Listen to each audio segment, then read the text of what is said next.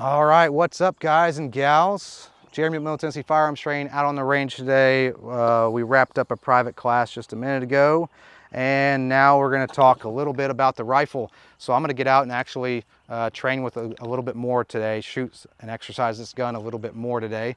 Ammo's expensive, but we've done some dry fire, and now I really am just itching to get on the gun. I've got some classes that I'm doing. I'm attending some classes and teaching some classes in June that involve the rifle. So I also get questions about, hey, Jeremy, what's your rifle setup look like? Or I'm setting up a rifle, what should it look like? So here's the thing about your rifle. You need to make it your rifle. What do I mean by that? Do I mean the paint job? Sure, if you want a unique paint job, you can do what I did. I just did some fun paint on it and I like it. But no, what I mean is, my gun may not look like your gun may not look like his gun, your gun may not look like her gun. It all is going to be different and fit different roles. Distance, how far you're really wanting to reach out and touch with something like this that's only a 11.5-inch barrel. Things like that. And then, you know, what is the role of the gun? Is it going to be kind of a CQB gun? Is it going to be your gun for inside 200 yards? Is it going to serve that multi-role of home defense / truck gun? Is it just going to be a workhorse that does? You get the picture. It's going to do it all. This is my do-it-all workhorse right now. It is a BCM, as I mentioned, 11.5 with a Surefire 3-prong, a Streamlight weapon light with the pressure-sensitive pad on the front there, with a BCM angled foregrip there, so I can really lock that gun in with this C grip. I also run my index finger down the side. If you look closely, you will see that there is a Picatinny at the end of that. That is actually a touch point / reference point for my index finger as I'm on the gun. And this is my preferred way to run the gun. I like to have my index finger oriented and pointed in the direction of target, right? So that is a thing. This is an EoTech. It is the EoTech model that takes the AA batteries. I prefer that because, well, I have those batteries all the time, whether they be in my bag or there's always some in the kitchen drawer, whatever. So it's a good battery, you know, easy to find battery, and it's a good optic. So I have that. And then we have a T-Rex arm sling here. This might have been the second sling that I've ever bought in my life. And the reason for that is because when I first bought a sling, I did not really know what I was doing. I bought a sling because someone said, hey, you need a sling for that. So I got some budget $15 sling that really felt like my kids' backpack straps. And that's all I used for a while. And then realized I need something that's easily adjustable, easy to move in, also will lock the gun in. Like, this is pretty well locked in place here, the way I have this set up and the way it's pulling the weapon into my body, and this strap is set up. The cool thing about that is you can quickly manipulate that strap. You've probably seen these. This isn't the only one out there that does that. I've seen other straps that have that quick loop where you can adjust on the fly pretty quick. Also, once you've adjusted and I need to swim and get out of the gun, I can do that pretty well.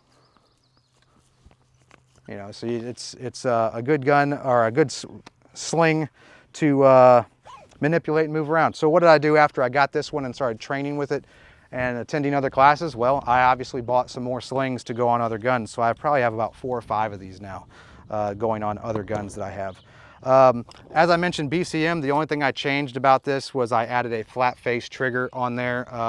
I dig the flat face trigger for this. I like that a lot. As far as backup sights go, I do have some angled flip up iron sights. So if my EoTech did happen to have a catastrophic failure or malfunction of some kind, I could simply flip up the sights and go. Noteworthy on sights, any sights that you have canted off the side, play with those sights and train with those sights a good bit. Especially, look, red dots are pretty easy to zero. Work with those iron sights and understand what your holds are. They're going to be vastly different than anything you've probably tinkered with outside of your red dot offset, right? BCM charging handle, like I said, I only changed the trigger on it.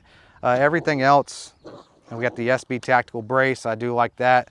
It's good and sturdy, but this really is, for me, the workhorse, the do-it-all gun. That's how I have mine set up. Is mine going to be like yours? No. As I said, it's got to be something that works for you and works the roles and the goals that you're trying to accomplish with said gun.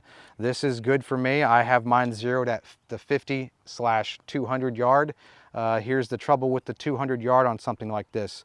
Being that it's a shorter barrel, things are not going to translate perfectly from 50 to 200, so it's not perfect like that.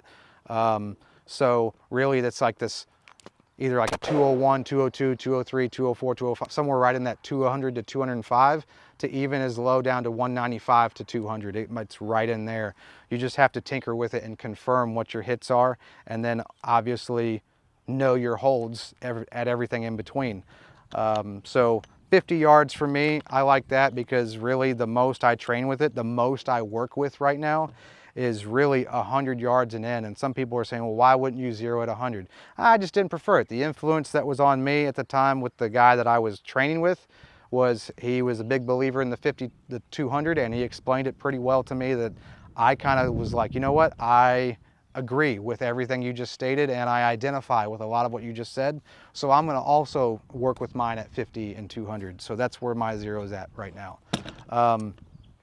That's pretty much it, guys. This, like I said, this is my workhorse, BCM 11.5. It does really, really well. I like the quality. It has been a great gun to shoot, and I'm going to continue to shoot it and have fun with it, and continue to trust my life with it, because it's been that workhorse that has been able to perform. You don't have to paint yours like mine. I like mine. This is mine. There are many BCMs like it, but not with this paint job. So make fun of it if you want, but I dig it. All right, appreciate you guys. Hey, comment below with, hey, maybe how your rifle setup, or is maybe how you would slightly change. Maybe you've got similar setups and you want to slightly change it. But I don't know, let me know in the comments or in our Facebook group. You can talk about how your rifle is set up if you've got questions on how you're setting your rifle up. I know some people that could give some great tips on that as well. Just understand, however you set it up, train with it, know it, and make sure it fits what you're wanting to do, right? This checks all the boxes for me. Appreciate you guys. Train hard, train safe. Hey, get in the class. Jeremy with Middle Tennessee Firearms Training. Educate, train, defend.